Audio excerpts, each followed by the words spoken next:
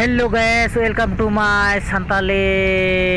fast blog अदो तीन गान नपाय बांग नपाय दो बई लै दाड़ा अपना कैमरा सामने रे हुई कना अदो चेक को रोड़क चेक को बांग रोड़ा बई लै दाड़ी कना अदो नितो मेन रोड से हज हुई कना अदो मेन रोड पास को वीडियो दो संगी को पे नेले कन गया आर नोआ दुकान खो थोड़ा जहाना जॉब हुई ना बस से चला मेले बस दो बई चला अदो जग की ताराम ते चला ताराम ते वीडियो शूट हुआ अदो तबे आपे दर्शक ठे नोआ गे खोजो कना को पे वीडियो अदो आपे खोजो कना इन मा जाते नोआ को लाइव शेयर कमेंट दो आलबे हिट तबन मा आर लाहा से दो चला लगी दो अपनार हर ठे सपोर्ट लगावा हर लाहा बेगर दो बाय चला दाड़े लाहा से दो अदो ओनाते मेना आर नय डहार तलिन चला कना नय